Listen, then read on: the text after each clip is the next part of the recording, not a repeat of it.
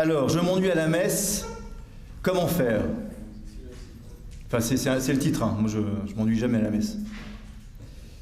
S'intéresser à la messe ne va pas toujours de soi. Pour certains d'entre nous, surtout pour les gens au fond là, j'ai l'impression, pour certains, la messe peut sembler un peu répétitive, un peu longue, et pour certains autres encore même incompréhensible. Hein. Ceux qui débutent, parce que je parle pour des pratiquants chevronnés, mais parmi vous, il y a peut-être des gens qui commencent à découvrir la messe. Alors, imaginons une situation très simple, très réelle. Un dimanche matin, l'oreille sonne, il fait froid, on a bien dormi, ou pas assez, on se prépare, parfois un peu à contre-cœur. On arrive à l'église, on s'assoit, et là, intérieurement, une petite phrase apparaît, ça va être long. Sauf si on est chez les dominicains, évidemment, parce que la messe chez les dom, c'est top. Et puis la messe commence, les premiers mots du prêtre résonnent, mais l'esprit est ailleurs, on pense à la semaine à venir, au partiel, aux courses, aux messages non lus. On essaie de suivre, mais quelque chose en nous résiste. Et on se dit, finalement, qu'est-ce que je fais là? Et est-ce que la messe est encore adaptée à moi, en fait? Si la messe m'ennuie, est-ce qu'elle est encore adaptée à moi? Eh bien non, la messe n'est pas adaptée à vous. Et je vais vous dire pourquoi, et je vais vous dire comment l'adapter à vos besoins aujourd'hui. Pourquoi payer, franchement, pour s'ennuyer à la messe, alors qu'on pourrait faire la grasse matinée et profiter de son dimanche autrement? Un gars me disait, la messe, pour moi, c'est vraiment, à certains moments, un ennui mortel. Bon. Et puis, la messe est incapable de rivaliser avec les plaisirs modernes, comme dormir tard, regarder des séries sur Netflix. Et l'idée générale est que la messe, c'est vrai, aujourd'hui, paraît dépassée, face à une culture centrée sur le divertissement. En plus, à la messe, il n'y a aucun rebondissement. Je veux dire, la messe est présentée comme l'histoire de Jésus. Bon, comparé à une série à suspense, en fait, le film est spoilé par avance, Il n'y a pas de grande surprise. Il faudrait inventer, un multiverse biblique ou des messes centrées chaque semaine sur un personnage différent pour maintenir un peu l'attention, vous voyez. C'est tout le temps la même histoire. Et puis les prêtres, peut-être s'ils étaient mieux payés, ils s'investiraient davantage dans la messe, vous voyez. Parce que rares sont les prêtres qui peuvent captiver leur auditoire. On n'est pas tous dominicains. Bon. Bon, alors voici les solutions pour ne plus jamais s'ennuyer à la messe.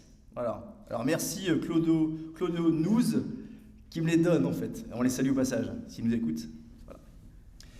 D'abord, il faudrait transformer la messe une bonne fois pour toutes en spectacle.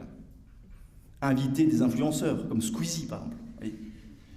Ou remplacer la chorale par des stars comme Aya Nakamura. Installer des food trucks. Enfin voilà, y aller Faire une sorte d'expérience méga réaliste de la vie d'aujourd'hui dans l'église. Et puis, il faudrait aussi songer un peu à la logique économique, vous voyez. Il faudrait que la religion fonctionne comme une vraie industrie. Il faudrait donner des primes aux prêtres pour qu'ils se surpassent pendant la messe. Bref, on défend l'idée que la messe est vraiment ennuyeuse parce qu'elle n'a pas su entrer dans la société du spectacle. Bon, évidemment, je plaisante. C'est des mauvaises solutions, ça. Des solutions par en bas, si j'ose dire, qui supposent qu'on change la messe. Or, la vraie solution est par en haut. Il s'agit peut-être de changer mon regard sur la messe. Alors, je vous conseille une lecture avant d'aller plus loin. C'est un excellent livre. Comment ne pas s'ennuyer à la messe en sachant ce qu'on y fait.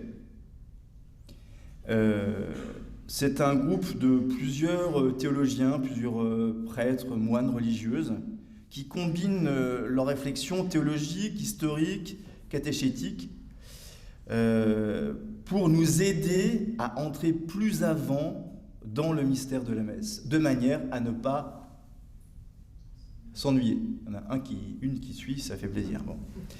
Donc, je vous pose la question, cher auditeur, comment se fait-il que l'Eucharistie ait traversé les siècles, depuis 2 millénaires? Pourquoi dans certaines régions du monde, il y a des chrétiens qui risquent leur vie pour participer à l'Eucharistie, si vraiment la messe est ennuyeuse? Et donc, ce petit ouvrage offre, en suivant chaque étape de la célébration de la messe, une initiation à la fois très simple mais profonde du trésor que constitue la messe. Alors, donnons des solutions pour mieux vivre la messe. D'abord, des solutions pour les nuls, pour les débutants. Premièrement, retrouver le sens du mystère. Et donc, se préparer intérieurement à vivre la messe. Parce que le problème n'est peut-être pas la messe en elle-même, évidemment, c'est la manière dont on y entre. On ne va pas à la messe comme au cinéma. On n'y vient pas pour voir quelque chose, mais d'abord pour rencontrer quelqu'un dans la foi. Ignace de Loyola,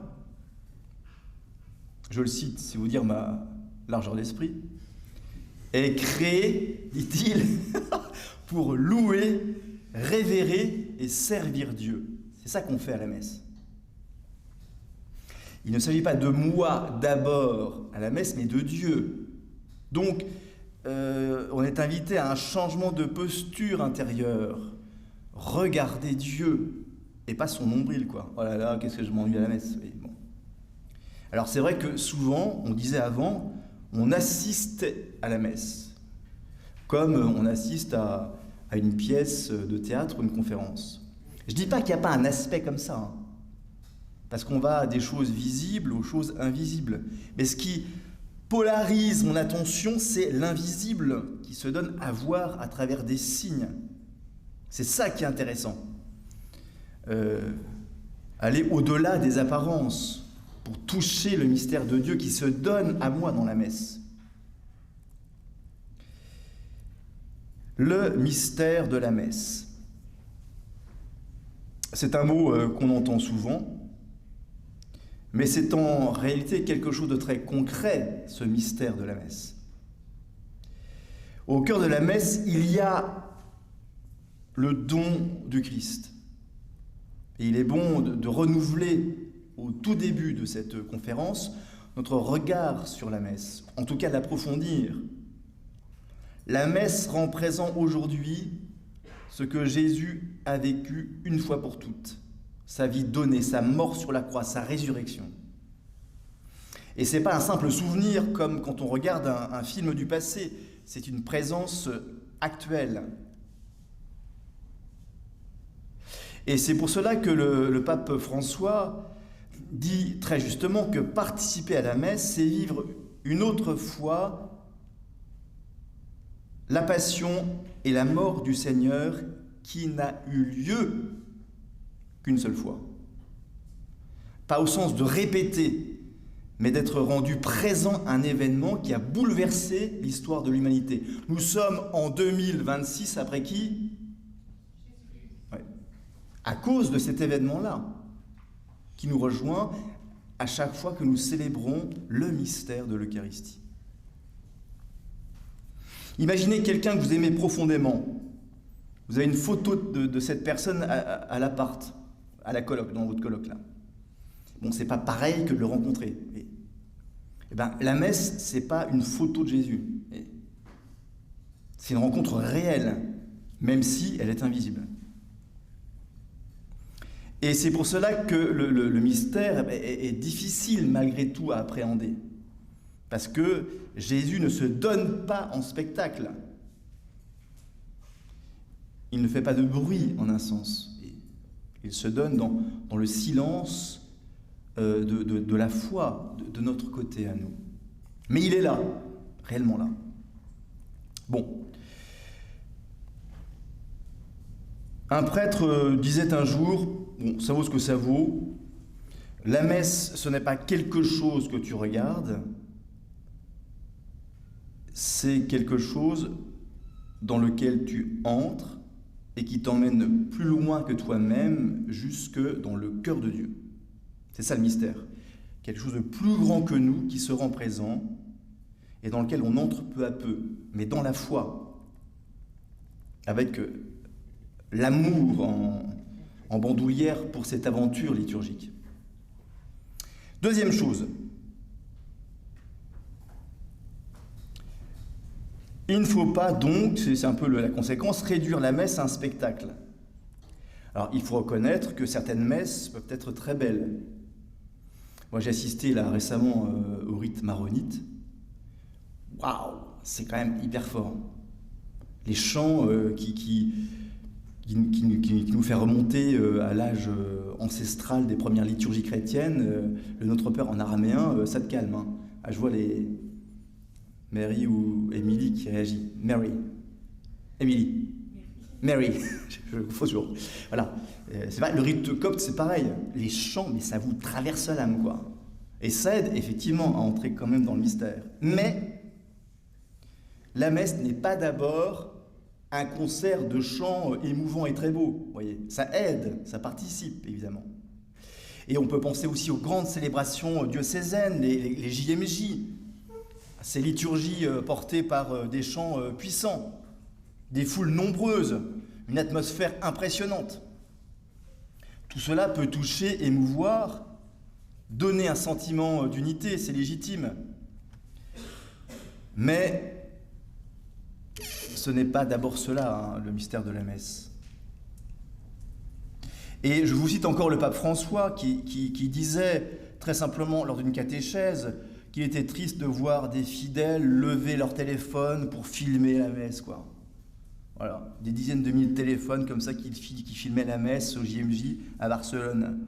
Comme si on assistait à un concert, ça n'a aucun sens en fait.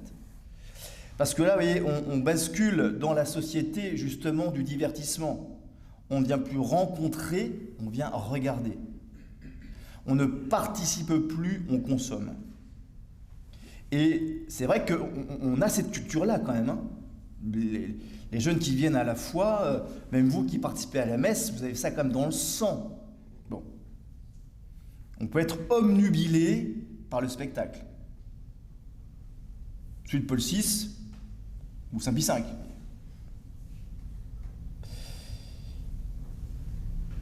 Ah, c'était magnifique cette messe, mon père, j'ai tout enregistré. Bon, très bien.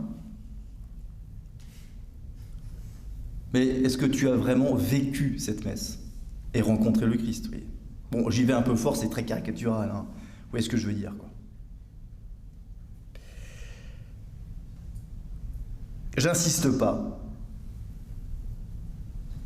Au fond, pour terminer sur cette question, qui n'est pas une question d'ambiance, de musique, de mise en scène d'abord, le vrai défi est le suivant: quitter une posture de spectateur pour devenir vraiment acteur dans ce mystère. Troisième piste peut-être pour contrer cet ennui à la messe. Lire les lectures à l'avance. Arriver en avance. Préparer son cœur dans le silence. Ça s'appelle, il y a un mot pour ça, hein, ça s'appelle, c'est comme que certains connaissent Philippe de Montmort. Le secret d'une bonne navigation, c'est anticipation. Ça, il le serine en long, en large et en travers. Il y en a qui réagissent là. Anticiper. Une manœuvre dans un port ou en mer, ça s'anticipe. Si on n'anticipe pas, on va au tas. Et ben, je pense que pour la messe, et si on veut bien profiter de la messe, il faut anticiper.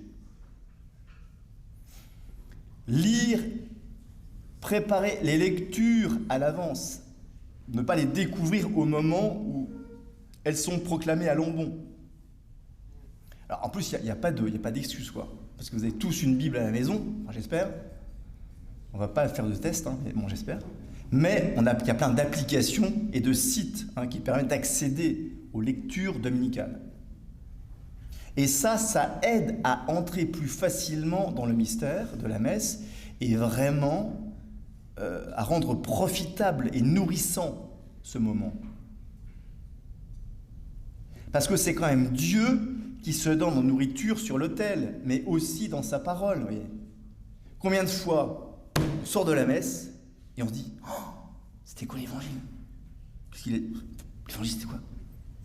C'est vrai, moi, j'avoue que ça arrive souvent au frère Antoine, pas à moi, mais Antoine. Non, mais c'est vrai, ça nous arrive à tous, en fait. On se dit, mais c'est incroyable quand même. Ça dure une petite heure, la messe, et on n'est pas capable de fixer son attention sur la minute et demie que dure l'évangile. C'est incroyable. Sauf si on s'est déjà pénétré de ces textes en avance. Donc les textes ne sont plus découverts à froid, mais ils deviennent familiers, parce qu'on a déjà entendu cette parole qui descend profondément dans le cœur. Donc vraiment, j'insiste énormément, la préparation est hyper importante.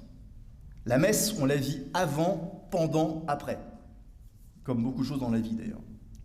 La messe, c'est un peu l'auberge espagnole. C'est-à-dire que j'y trouve ce que j'y apporte en termes d'investissement intérieur, spirituel. Vous voyez, on vient à la messe pour consommer en fait. Faut être clair. Pour consommer la Sainte Hostie.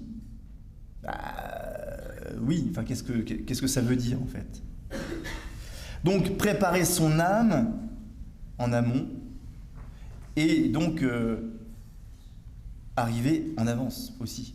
Et arrêter d'arriver à l'arrache, quoi. Bon sang, bonsoir. Voilà, on met dans la messe son cœur, un vrai intérêt. On y cherche vraiment quelqu'un, quelque chose ou pas. Prenons un exemple. Une personne qui n'est pas marseillaise, qui ne fréquente pas le couvent et qui est morte il y a bien longtemps, arrive 5 minutes en avance, s'assoit sans bruit et reste en silence, ferme les yeux. Elle ouvre son missel et lit l'Évangile en 5 minutes. Est-ce que ça va changer quelque chose à la manière dont elle va percevoir la messe et vivre la messe? Bien sûr. Ghislaine me disait dimanche dernier, avant j'arrivais comme une touriste, maintenant j'arrive comme quelqu'un qui a déjà lu la carte. Excellent. 4e solution. Entrer dans le sens des gestes et des paroles. Décortiquer la messe. Bon, on la connaît tous, la messe, plus ou moins. Hein, les grandes divisions, les grandes étapes.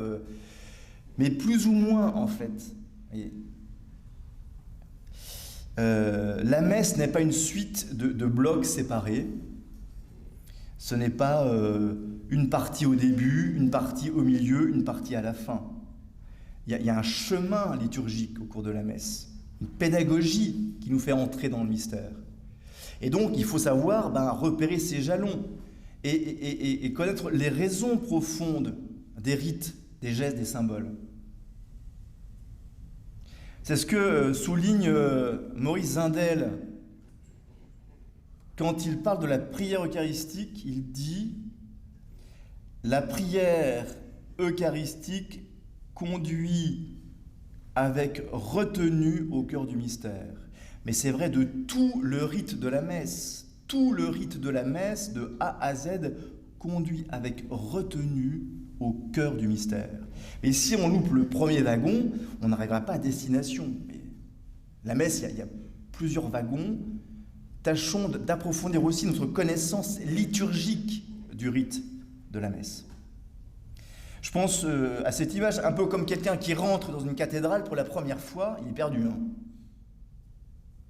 Et puis, il va peu à peu déchiffrer ce chemin spirituel que constitue une cathédrale. Les colonnes, les vitraux, les espaces. Et en avançant, il perçoit en fait l'harmonie de l'ensemble. Et donc profite vraiment de cette catéchèse à ciel ouvert que constitue une cathédrale. Eh bien, la messe fonctionne de la même manière. Mais si je vous demandais de prendre ma place là et de m'expliquer le rite de la messe en ses différentes parties, avec ses transitions et ses liens logiques, est-ce que vous seriez capable ? Peut-être. Peut-être, mais pas sûr.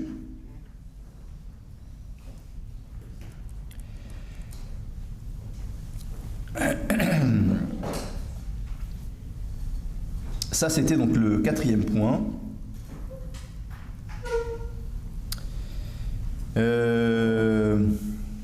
Tiens, une petite histoire pour illustrer ce point. Un étudiant raconte qu'il avait accepté d'aller à la messe avec sa grand-mère, c'est un catéchumène, pour lui faire plaisir. Il n'y allait jamais, et avant de devenir catéchumène. Hein, bon.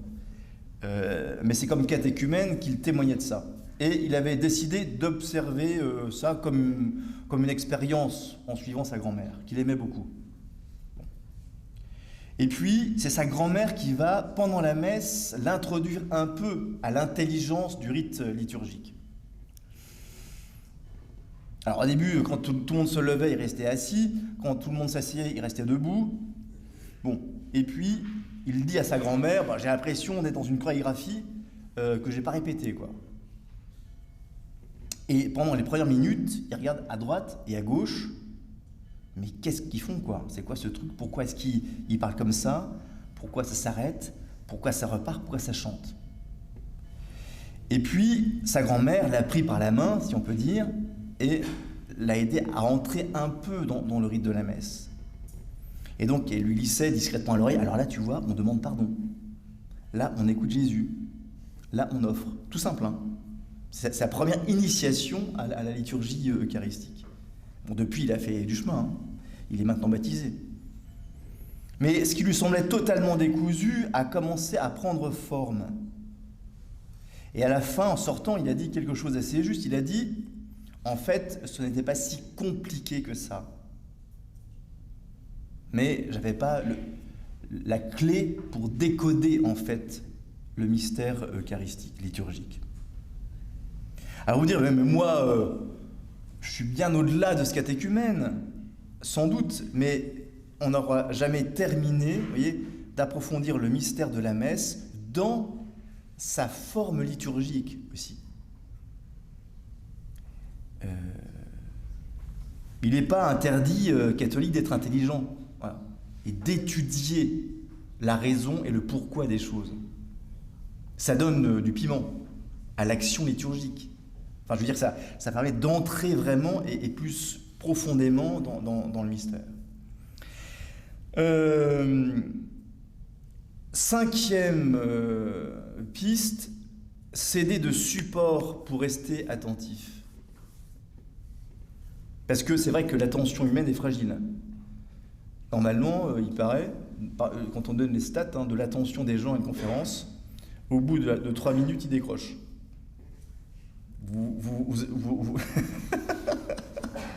Et là, ça fait beaucoup plus que 3 minutes. Hein. Bon. Mais c'est vrai, l'attention humaine est fragile. À moins de faire le pitre de temps en temps pour essayer de récupérer l'auditoire. Bon, voilà. Et même avec la meilleure intention du monde, même si vous voulez vraiment être hyper attentif à la messe, on décroche souvent tous. Hein. Il suffit d'un mot qu'on n'a pas entendu, ou d'un passage un peu dense, ou d'une phrase qui nous échappe, et puis hop, l'esprit décroche, quoi. On rate le fil, on perd le fil. Et c'est vrai en particulier pour l'évangile ou l'homélie. L'homélie peut être très bien proclamée comme lue assez rapidement. Et puis il y a des noms, des images, des références qui nous sont pas familières ou trop familières en fait. Ah, ben, c'est des évangiles que je connais par cœur, quoi.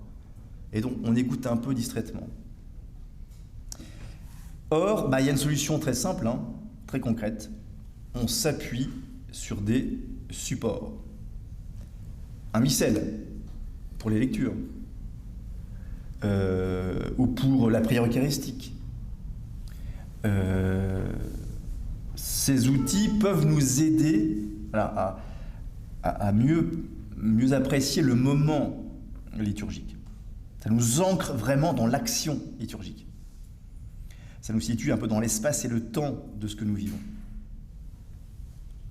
Je prendrai cet exemple, mais la messe, c'est comme écouter quelqu'un parler dans une langue qu'on ne connaît pas bien.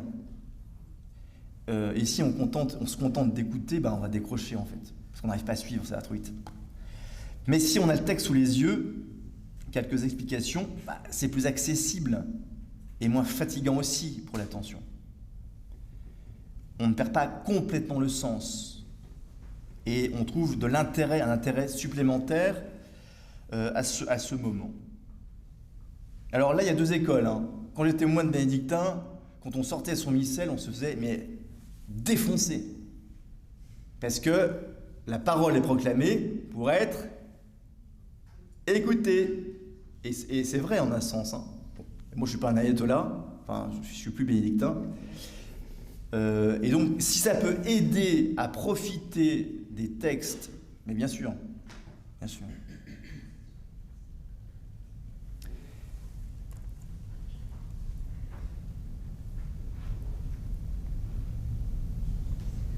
Bon, j'insiste pas, c'est assez simple à comprendre. Et là, seulement pour terminer, s'accueillir comme on est. Il y en a qui ont une attention très, très, très visuelle ou très auditive. Donc il y en a qui ont besoin d'un texte et d'autres pas. Et vous voyez, il faut apprendre à se connaître justement pour essayer de contrer cet ennui qui nous guette et qui nous emmène loin de Dieu. Sixième petit tips, peut-être prier avec nos pensées intérieures. Accueillir et transformer les distractions pour les faire rentrer dans la grande prière de Jésus. Parce que quand on vient à la messe, on prie Dieu avec le Christ et on unit à la prière du Seigneur aussi ces grandes intentions qui sont les nôtres. Parce qu'on arrive à la messe avec forcément des intentions de prière, j'espère. Vous n'êtes pas des animaux quand même. Donc vous avez un cœur, donc vous avez... la prière a une place importante dans votre vie chrétienne. Vous êtes relié à des gens que vous aimez. D'ailleurs, on dit souvent aux gens, je prierai pour toi à la messe. Encore faut-il le faire. C'est l'occasion. Les distractions à la messe peuvent entrer dans la grande prière de Jésus. Un prêtre racontait avec beaucoup d'humour, parfois je vois les gens pendant l'homélie. Et certains me regardent. Mais quand ils me regardent, c'est vide. Et je sais très bien qu'ils sont en train de faire leurs courses dans leur tête à ce moment-là. Bon, c'est très humain d'être distrait. C'est pas moi qui vais vous dire le contraire. Bon. Mais quoi faire de ces distractions ? Les courses peuvent peut-être entrer à terme dans la prière. Parce que les courses nous emmènent sur le chemin de ce qu'on aime. Hop, oui, on fait à manger pour des gens. Ah tiens, pour Justine ou pour Kevin, top. Je les accroche au passage. Ouais. Faire feu de tout bois. Bon, mais très vite, on sent que les certaines pensées reviennent, elles insistent, elles s'imposent même parfois malgré nous. Il y a même des peines profondes qui sont là. Mettons-les dans la prière. Seigneur, je te confie cette personne. On n'est pas forcément attentif aux textes aux prières qui sont dites, mais ce monde, cet univers intérieur, je le fais rentrer dans cette prière du Christ. Ma pensée devient alors une prière. Je pense à cette mère de famille qui raconte qu'elle n'arrivait jamais à être tranquille pendant la messe. Elle pensait sans cesse à ses enfants, à l'organisation de la semaine, aux tensions de la maison. Et puis surtout pendant l'homélie, parce que l'homélie était vraiment inintéressante au possible, quoi. Bon, c'est vrai que toutes les homélies ne sont pas forcément top, mais peu importe, elle en profitait pendant l'homélie pour prier. Un prêtre lui a dit, l'a détendu d'ailleurs, écoutez, mais tout ça c'est votre vie. Et si l'homélie n'est pas top, eh ben, profitez-en. Apportez tout ça à Dieu.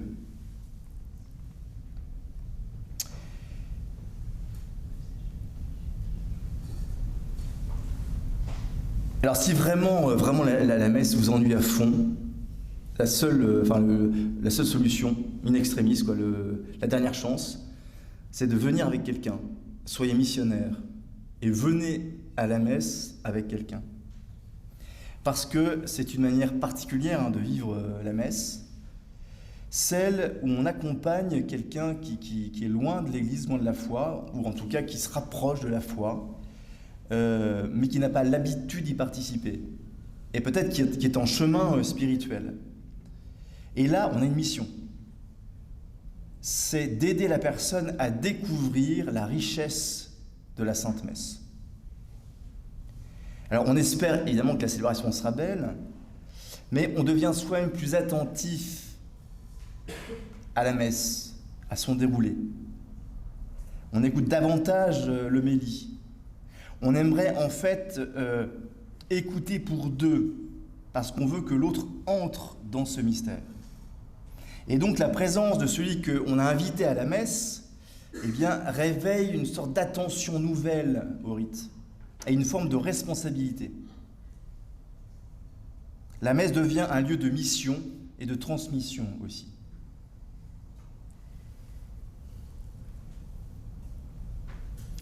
Dès qu'on est là dans la transmission de la foi est renouvelée. Et quand on initie des gens au mystère de la messe, parce qu'on est des missionnaires, on veut partager ce trésor, eh bien, on est renouvelé aussi dans notre manière de vivre la messe.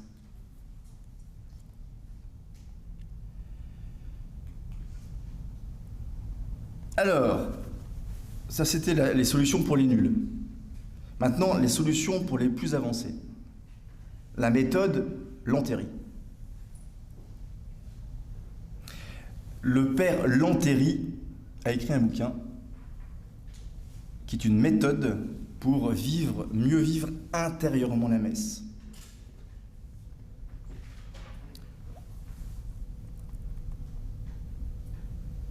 C'est un prêtre italien du XVIIIe siècle. Sa méthode consiste à vivre chaque moment de la messe en se glissant dans la peau d'un personnage biblique.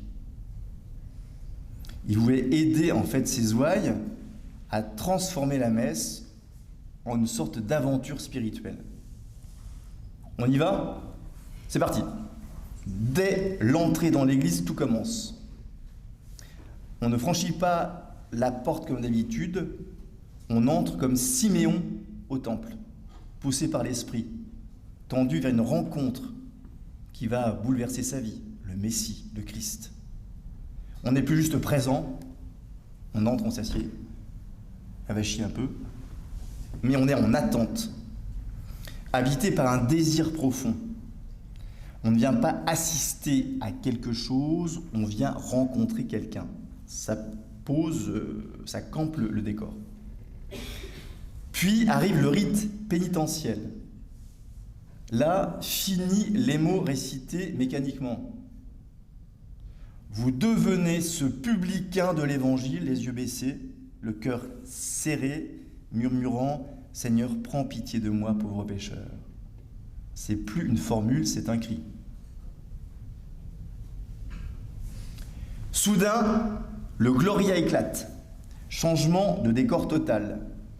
Vous n'êtes plus dans votre tête, vous êtes avec les anges, dans la nuit de Noël, emportés par une louange qui dépasse tout. On ne récite plus, on célèbre, on vit son gloria. Quand le prêtre dit « Prions Seigneur », il y a souvent un petit silence avant que le prêtre dise la prière. Ce petit silence devient immense, parce que vous entrez dans la peau de l'ambassadeur. Vous portez le monde entier dans votre cœur, si on peut dire. Vos soucis, ceux des autres, les drames invisibles, tout monte vers Dieu.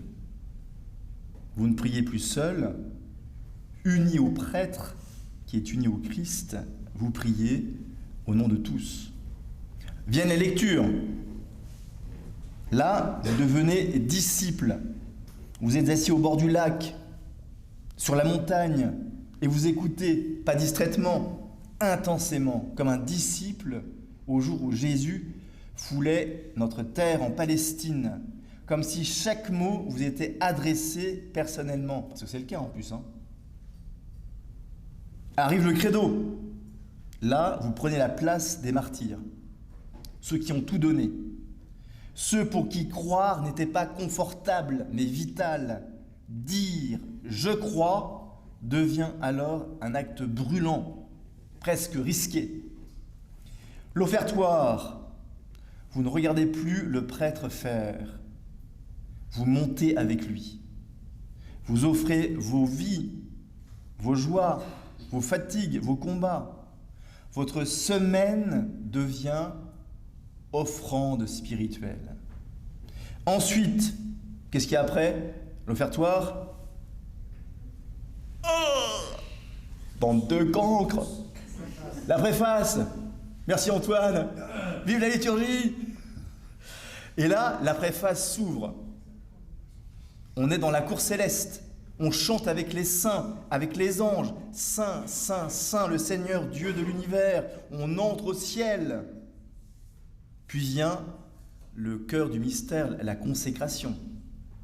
Là, plus de distance possible.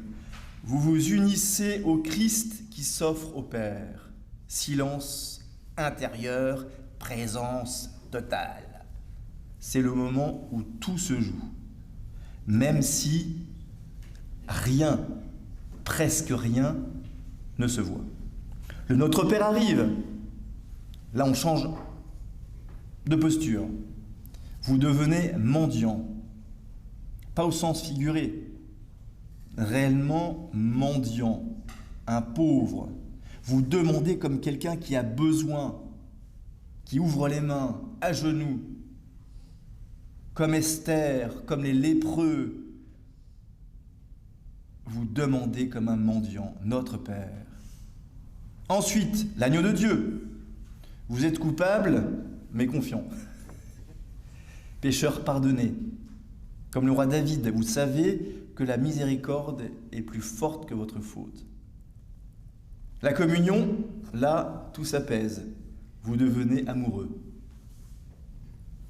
Rien de spectaculaire, mais quelque chose de très profond, très intense. Mon âme a soif de toi. Mon âme a soif de toi. C'est une faim, une soif, un désir. Et puis, la messe se termine, ou plutôt, elle commence ailleurs. Quand retentit « Allez dans la paix du Christ », vous n'êtes plus spectateur, vous êtes envoyé. Vous quittez l'Église avec le cœur d'un apôtre. Vous ne repartez pas comme vous êtes venu. Vous repartez avec une mission. Alors, bon, cette méthode vaut ce qu'elle vaut, mais c'est quand même beau. Il y a de l'idée là-dedans pour vivre sa messe. La messe ne paraît plus aussi longue, plus aussi incompréhensible, une suite de saucissonnage, de rites, vous voyez. Elle devient dense, elle brûle. La messe est faite pour être vécue de l'intérieur. Et quand on commence à la vivre ainsi, eh bien, la messe devient quelque chose d'inévitable dans sa vie. Bon, chaque méthode a ses limites, évidemment. Je ne dis pas que c'est the méthode pour vivre sa messe. Parce que la méthode fondamentale, c'est vivre le mystère uni à Jésus. C'est lui, l'acteur principal. Tous ces personnages qu'on a énumérés peuvent nous aider à entrer dans le cœur de Jésus et dans l'offrande qu'il fait de sa vie au Père. C'est lui, le mystère par excellence. Bon, il est temps de conclure. S'ennuyer à la messe n'est pas une fatalité. C'est souvent le signe d'un appel à la conversion de l'esprit et du cœur, étant assuré pour tout le monde que la messe ne cherche pas à nous divertir, mais à nous transformer doucement, intérieurement. Elle demande d'accepter d'entrer dans un mystère qui nous dépasse absolument. Mais en changeant notre manière d'y participer, j'y insiste, par la préparation, par l'attention, l'offrande de notre vie, la messe devient quelque chose de très vivant. Et même les distractions, les fatigues peuvent devenir des chemins de prière. La messe est comme un torrent qui nous emporte, en fait. Et dans cet esprit, la messe devient ce lieu où toute ma vie est déposée et vraiment offerte. Un peu, vous savez, comme pour les disciples d'Emmaüs. L'ennui laisse place à la présence réelle. Parce que les disciples d'Emmaüs marchent avec le Christ sans le reconnaître, vous savez, après sa mort. Ils sont désespérés, leur cœur est lent, fermé, presque absent. Jésus est là, il les rejoint sur le chemin, ils écoutent sans rien comprendre, ils avancent sans rien voir. Et Jésus va leur expliquer les Écritures. Et leur cœur est tout brûlant. La parole de Jésus les rejoint. Sa présence se fait sentir. Un feu commence à brûler en eux. Et c'est seulement à la fin de l'épisode, à la fraction du pain, que leurs yeux s'ouvrent. Bien, la messe suit ce même chemin. On y entre parfois distrait, fatigué, ailleurs. Mais si on accepte de marcher, d'écouter, de rester, alors quelque chose peut naître dans notre cœur. Le Christ est déjà là. Il est déjà là même quand on ne le perçoit pas encore. Et comme pour les disciples, ce n'est pas le spectacle qui transforme, mais la rencontre avec Jésus ressuscité.